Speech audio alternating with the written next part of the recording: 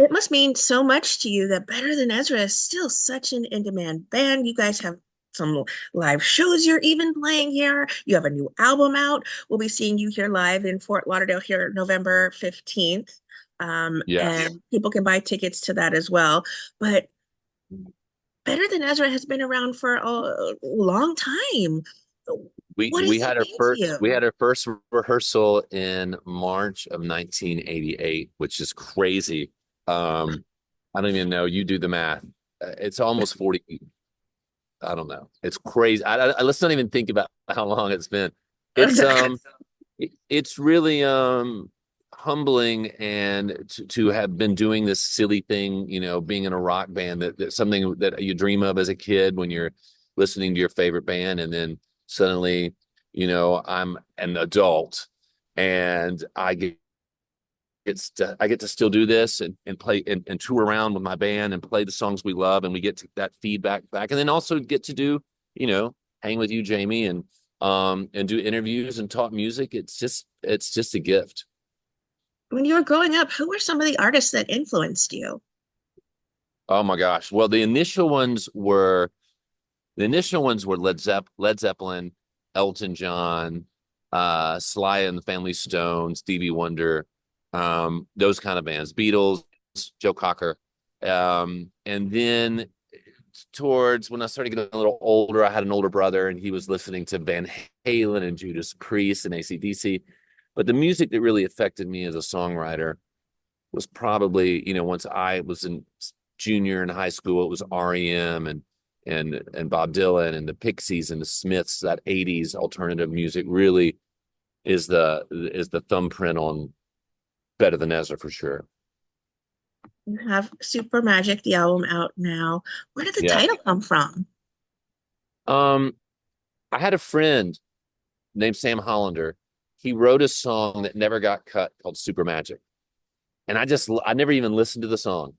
I just loved the title. Um, and then when I was working on songs for this album, there was just one. The song ended up being Super Magic. We were writing it, a guy named Henry Brill and I, and Super Magic just popped out when the chorus came when we were writing it. It just kind of came out of nowhere, and I was like, this is just perfect.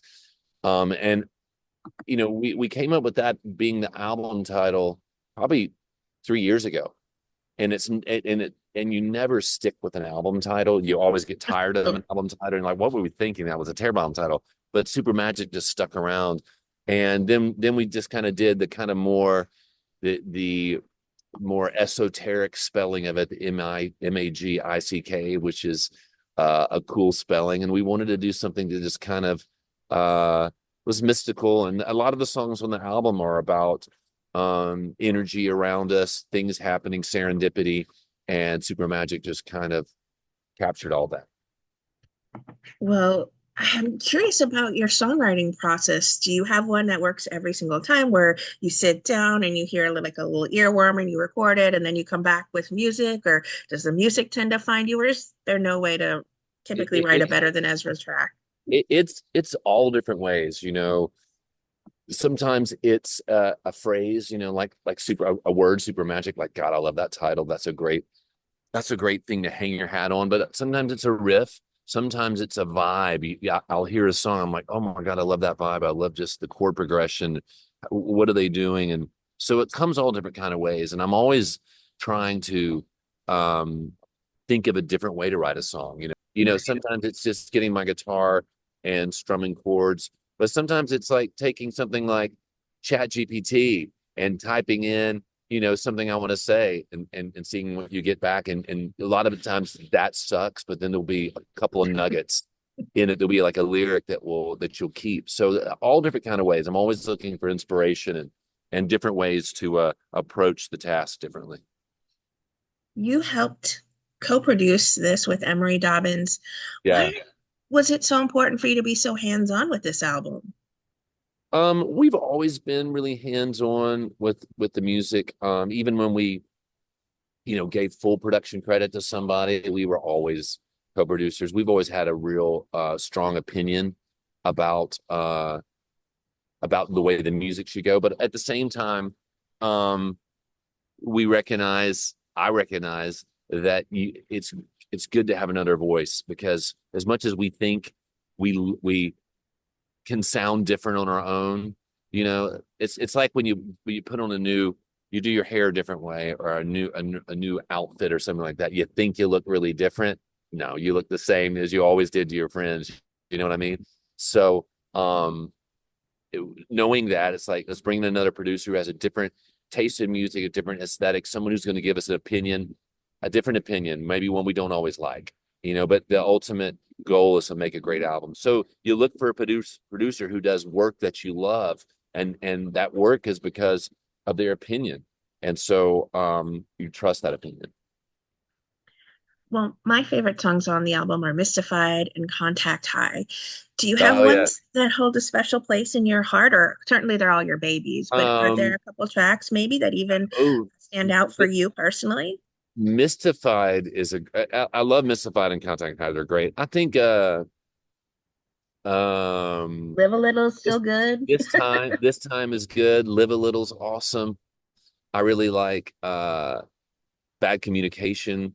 We just started doing Sensation Live. Okay. So there's a lot of them. This is an incredible album. And you talked a little bit about how it's sort of an ethereal, um, you know, ma no pun intended, magic, Yeah, theme throughout the album. it's Is there physical. metaphysical? Thank you. Is there a message or an emotion you really hope lingers with people that check out Super Magic? Um, yeah, I hope that part of where my head was is, and then is that as you continue through life, um, hopefully you have enough self-awareness to see that there's things that happen around you that you can't always explain. Mhm. And serendipity, causation, things happening, synchronicity, there's different words for it, that you can't explain. And it's like when you're going in the midst of life, often you think it's chaotic as you're going through your day. And then when you look back on it, things have happened in your life that seem so well ordered and planned. And I wanted that understanding or that message to kind of come across in the songs like Mystified and Super Magic. But Super Magic's just about that a connection when you have a connection with someone that's spiritual that you can't explain it. It's magic. And um yeah. This summer, you got to tour with Sugar Ray and Tonic, two Yeah. other iconic 90s bands. What was it like for you connecting again with people of your similar genre and just enjoying other music? Was there bands that were these bands you hadn't really gotten to spend time with before? I know you previously toured with Train. Yeah. um I actually know I do a band with Mark McGrath and Emerson Hart. It's called Ezra Ray Hart. It's the three That's of so us. We cool. play our hits, and we've been around for quite a while. So I'm around those guys all the time. So it just made perfect sense for the three of our bands proper to do a tour together.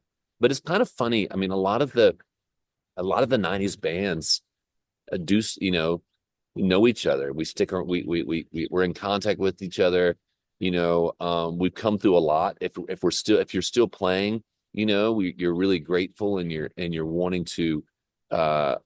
you're wanting to keep your fan base interested and give them stuff, to keep coming back to. And so it's always fun doing shows with bands who've been doing it like us for a long time. We love those guys. The train guys, it's funny. They used to open for us, and now we open for them. How the tables have turned. Oh, it is, but that's just life. Yeah. That's the business, and it's cool. As I mentioned, you'll be here. I'm in Fort Lauderdale here. You'll be here November 15th, and Yeah. people can still buy tickets to this incredible tour that you're on. It's called Legends of the Fall Tokyo Drift, which I think is Yes. so cute. Well, Um, we you can go to betterthanezra.com to get tickets or the theater where we're playing. What's the name of the place we're playing? it's at Lillian S. Wells Hall at the Parker here in Fort Lauderdale. You'll be grabbing Okay. People can grab Yay. tickets to see you perform there.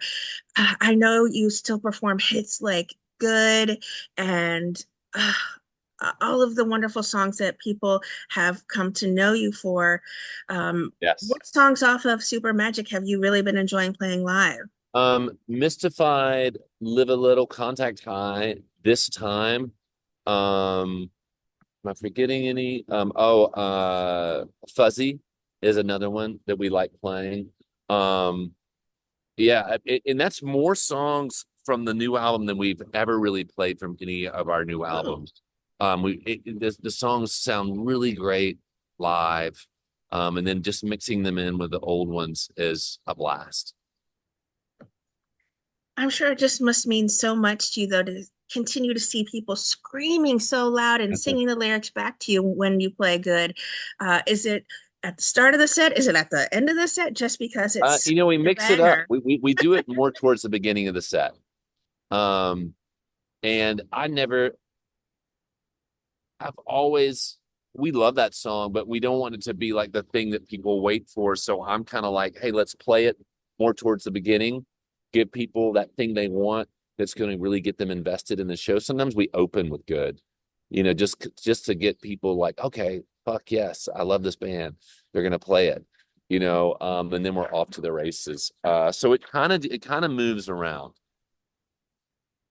What would you like to say then to everyone who continue to remain fans of Better Than Ezra and are just so excited when you have finally come back here with some new music?